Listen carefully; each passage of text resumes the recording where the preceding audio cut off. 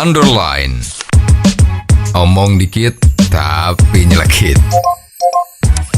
Bersama Om Bob. Temukan di channel YouTube Om Bob Indonesia. Om Bob, selama bulan Ramadan ini rumah makan yang berada di Padang itu hanya boleh buka mulai jam 4 sore. Bagaimana Om Bob menggarisbawahi masalah ini?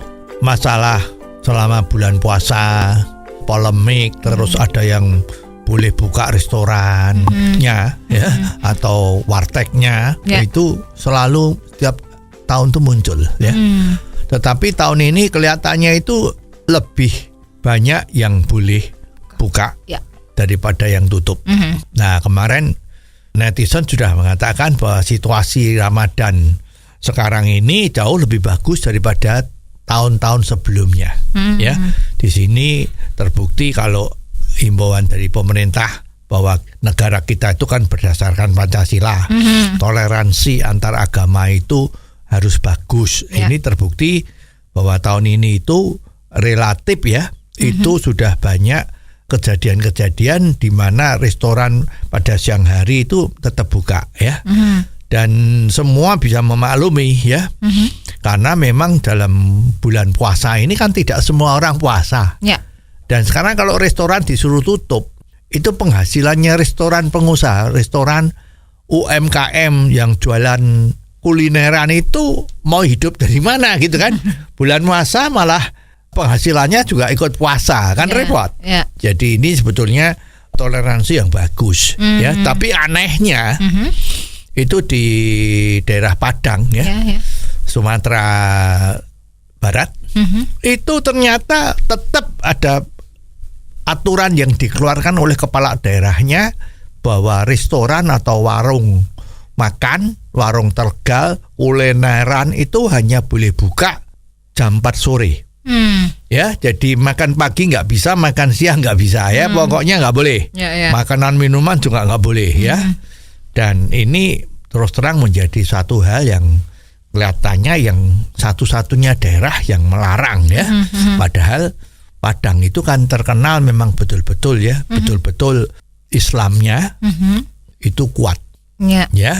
Nah, kemarin sempat juga terdapat berita kan bahwa banyak orang-orang yang dagang itu pada protes karena ada operasi dari Satpol. Ya. Bahwa itu warteg atau warungnya atau tokonya itu ditutup, barang-barangnya diambilin ya dengan alasan ini melanggar perda. Tapi ternyata mereka yang jualan tuh memberanikan diri ya, protes, melawan, tidak boleh. Bahwa ini bagaimana wong mereka tuh mau cari hidup kok nggak boleh ya. Lah kalau yang nindak itu ya nggak ada masalah. Dia kan statusnya kan pegawai negeri. Ya. Hujan badai ya, macam-macam tetap bayaran ya. Tapi yang UMKM ini gimana? Kalau nggak jualan hari ini ya hari ini nggak ada makanan, nggak bisa beli makan. Apalagi mestinya menjelang Lebaran kan memang harus jualannya dipergiatkan. Siapa tahu orang mau beli buko, ya kan, mau beli takjil, macam-macam ya dilayani. Masa nggak boleh? Ya, jadi sebetulnya yang bisa mengeluarkan aturan-aturan seperti ini tuh ya pada netizen ya bingung. Ini tuh mengerti nggak sih filosofinya negara Pancasila kita? Ya, jadi kenapa kok yang di daerah Padang situ ya itu aturannya kok melebihi negara Islam ya malahan ya. Oke. Contoh paling dekat itu Malaysia. Malaysia tuh nggak ada himbauan larangan untuk tidak boleh jualan ya. Bahkan laun itu tempat minum ya. Itu selama bulan puasa walaupun jamnya itu jam puasa ya sebelum maghrib kan, itu tetap jualan minuman yang beralkohol kok. Ya, dan yang melayani sebagai waitersnya itu betul-betul muslimah. Mereka pakai hijab macam-macam tetapi tetap dilayani dengan baik. Ya, jadi hendaknya memang jangan dikaitkan dengan ini dengan pemaksaan kehendak. Ya, kalau kita lihat pemerintah daerah yang di Padang ini sepertinya kok ya apakah pernah ikut pendadaran Pancasila ya. Dulu kan kalau pejabat-pejabat tuh mau menjabat kan mesti ada satu pendadaran Pancasila ya. Nah biasanya kalau sudah ada penataran Pancasila itu kan sudah ngerti toleransi itu bagaimana ya, bagaimana menghormati orang yang lain di samping menghormati dirinya itu gimana gitu kan.